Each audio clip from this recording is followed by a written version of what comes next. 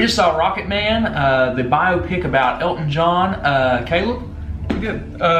As you know, and as probably people that have me on Facebook and even like YouTube followers know, Caleb hates Bohemian Rhapsody. No, and that's okay. I've been exclusively harsh on musical biopics. The Dirt sucked balls. That Motley Crue movie, it's not good. It's not good. Didn't like Bohemian Rhapsody. It won more Oscars than any movie last year.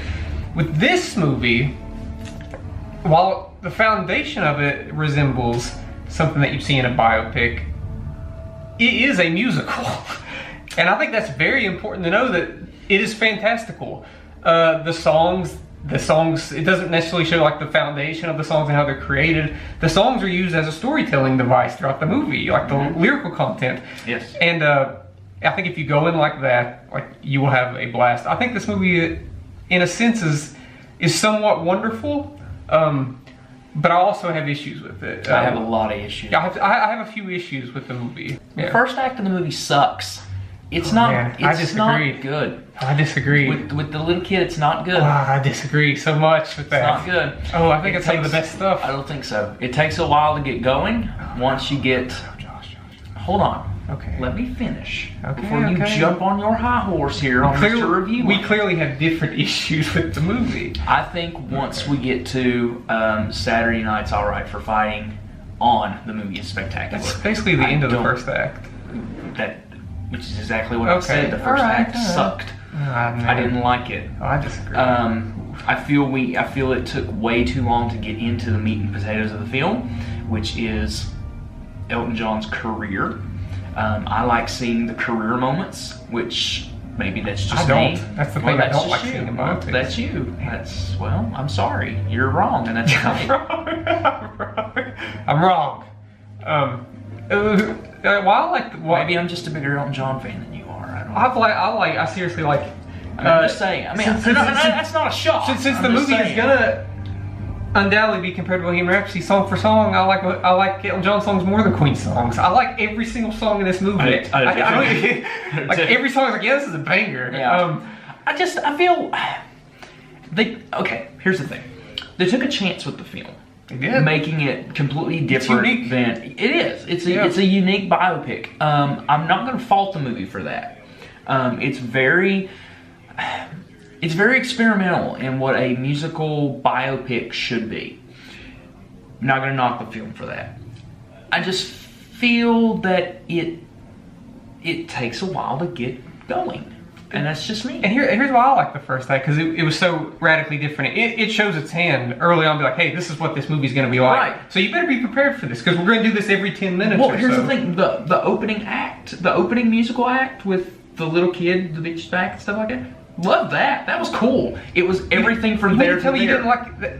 I loved the teenage Elton John, because he looked exactly like Taron Egerton. Like, I was like, wow. Then you see the picture of the young Elton John at the end of the movie. I was like, man, they casted this perfectly. And maybe it's just, I thought Bryce Dallas Howard did a really good job. There's more, while the movie focuses on Elton John, some other characters have some depth to them, I think. A couple other characters do, and I think Bryce Dallas Howard, while she is somewhat miserable and despicable at times, she delivers, considering that she's an American actress and she's delivering like a really good British accent. You know what the main fault of this film is for me?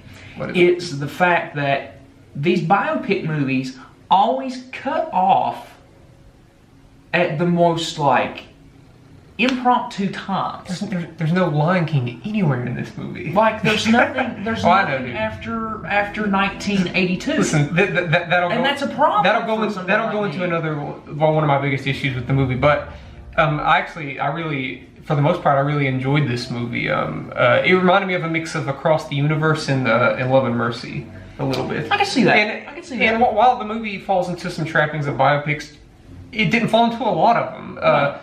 I think it has the montage of showing his success and the first big concert where everybody's like, whoa, I'm blown away. But then after that, I think it has a lot of really deep character moments, and I think Taron Egerton is incredible in this movie. Like he is so good. Like, oh my gosh. I will say that the parts that I liked the most were during the musical acts, when it would break away into something else. In the fantasy land. Those were the best parts of the movie. Yeah, and honestly, I don't know if I could say that. It's like a spoiler, but what is it? I'm gonna give you like 3 seconds. Is it Pinball Wizard, Josh? That was cool. That was great. That was cool. Yeah. Because he covers that song a lot. Oh, that was great, yeah. But what I was gonna say is that all of the fantasy sequences are a drug haze, pretty much. And that makes it... In the second half. Yeah, in the second half. Yeah. And that makes it kind of... I think once you reach... I think his biggest, like, downfall in the movie, like, as a character in the movie, which is the first time we hear Rocketman. I think the Rocketman sequence is incredible. It takes place at the pool. I think all that's whenever that happens, I got goosebumps during that. I was like, this makes the movie like if this is what we've been building up to, like this is totally worth it to me. And the thing of it is about. I love the fact that we didn't close the movie with Rocketman. I'm just saying. Yeah, it's like midway through the movie. It's like midway through the movie, and if you know anything about Elton John's career, the movie leads to 1982 and it stops. It stops right after that. It basically, it leads up to him getting sober, basically. It leads up to him getting sober, but it leaves out a lot of stuff. Like no. To me, as a fan, that feels like it's important. Like when he lost his voice in like 80, 81, there's no time for that. And then like, I mean, in a sense, there could have been. It could have been like the start of everything. Yeah. But it's. I think it's little nitpicks. I think because the movie is so fantastical and doesn't try to be grounded in reality, I let that stuff. I even let it slide that it's moving through stuff kind of quickly because it isn't trying to be something that it isn't. Like it's like across the universe. Like and that was fantastical. Unlike Bohemian Rhapsody, which sells us on a bunch of lies and tries to set it in reality, Bohemian Rhapsody should have been more like this movie because that movie was in fantasy land to me, like even more so than this.